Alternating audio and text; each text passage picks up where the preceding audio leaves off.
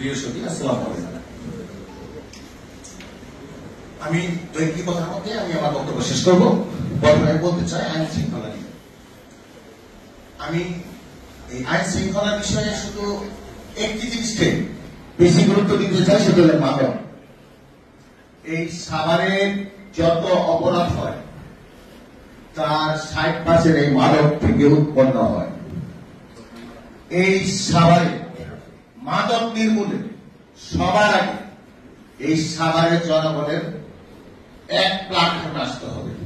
আপনি শান্তি চান, শান্তি চাইলে আপনাকে মাদকের বিরুদ্ধে কথা বলতে হবে। আর অন্যায় সবই অন্যায়, যেইগুলো সেটা অন্যায় হয়।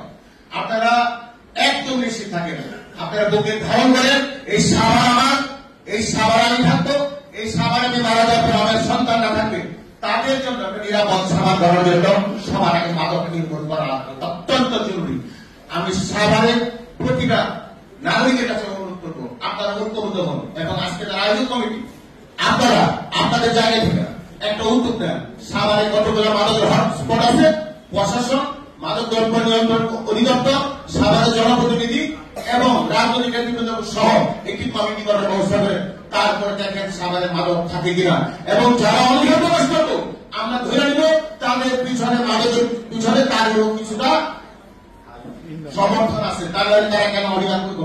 শুধু রাজনীতি করবেন আর মুখে বলবে, তাহলে একদম বাস্তবায়ন করে দেখা দিতে হবে। ঠিক আছে, যেটা মাদক থাকবে না সবার। দ্বিতীয়ত আসেন আপনি আইসের যে যানজট হঠাৎ, এর অনেকেই অনেক কথা বলে, বাস্তবে কে কজন কাজ করছেন।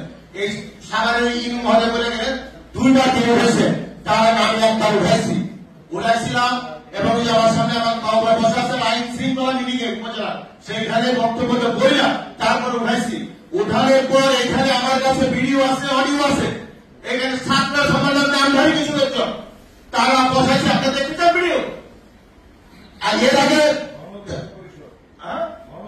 গণ অধিকার পরিষদ আমাদের সমাধান পরিষদের কথা বলছে, তারা এখানে আমার ভিড়া বসাইছে এবং এক পর্যায়ে আমার সাথে চ্যালেঞ্জ দিকে তারা সেনাবাহিনীটাই গেলে তারপরে এখানে বসাইছে, এই হকার বসাইছে। কি বলবেন আপনি? আমি কি সেনাবাহিনীর সাথে যন্ত্রণা যাবো?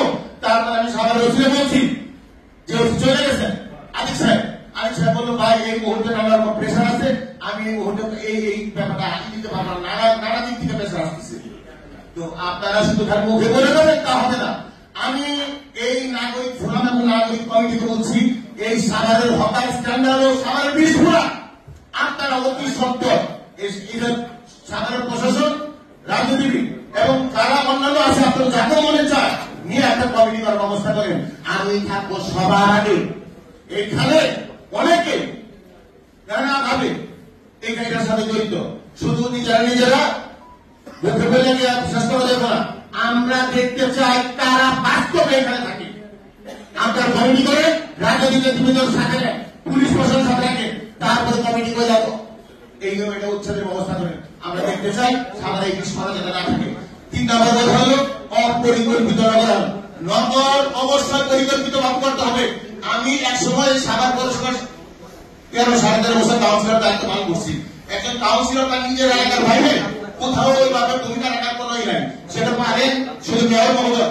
আমি প্রথম রাস্তাঘাট বড় করার ব্যাপারে আমার কাউন্সিলর ফার্স্ট টাইমে আমি দায়িত্ব নিয়ে বলতে পারি যে আমি এটা উপস্থাপন করছিলাম, তখন কেউ সাহস পায় নাই।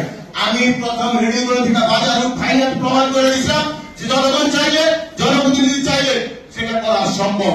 এবং এটা এই বাজারে এই রুটটা কিন্তু ফাইনাল বড় করে দিয়েছিলাম। মোটামুটি রাস্তাটা চলাচলের উপযোগী আছে। সাভার পৌরসভা আইসার রোড থেকে কানেক্টিভিটি প্রতিকার করে দেখেন, এত রিক্সার যানজট, আপনি বাসায় অসুস্থ হবেন, আপনি সময় মতো হাসপাতালে যাবেন না, রাস্তায় যানজটের কারণে মারা যাবেন। এই রিক্সা অবশ্যই নিয়ন্ত্রণ করতে হবে। সাভার পৌরসভার দায়িত্ব, এটা নগর বিশেষজ্ঞ দিয়া যারা যানবাহনের এক্সপার্ট, সারা সাভার পৌরসভা কতটুকু জমি আছে, কতটুকু রাস্তা আছে, কতজন লোক বাস করে, এই এলাকায় কতটা রিক্সার প্রয়োজন, কতটা রিক্সা থাকলে শুধু নিরাপদে মানুষ চলাচল করতে পারে, ঠিক সেই রকম একটা ব্যবস্থা গ্রহণ করা। আমি চাই সাভার পৌরসভায় যেসব ছোট রাস্তায় 4 তলা 5 তলা বাড়ি এখন পৌরসভার অনুমোদন আছে এবং নাই, তারপরে হচ্ছে এইগুলো অবিলম্বে বন্ধ করা উচিত। আপনি 5 তলা বাড়ি করতেছেন, হাজার হাজার বাড়িঘর বুঝতেছে, এই বাড়িঘর কিভাবে আপনি নিয়ন্ত্রণ করবেন যদি আপনি এইসব দেখভাল না করেন? আপনার একটা বাড়িতে 10টা গাড়ি আসতেছে, রোডের পরিমাণ, এই রোডে গাড়ি ধারণ করার ক্ষমতা এই রোডে আছে কিনা বুঝতে তারপরে অনুমোদন দেন। আমি আর সময় বেশি নষ্ট করতে চাই না। আমার প্রত্যেকটা মানুষের ভিতরে জাগ্রত হোক, এটা আমার শহর, আমার শহর সুন্দর করার আমার শহর সুন্দর করার লক্ষ্যে আমি সাভারের প্রত্যেকটা উন্নয়নমূলক কাজের সাথে থাকতে চাই। ধন্যবাদ সবাইকে। আসসালামু আলাইকুম।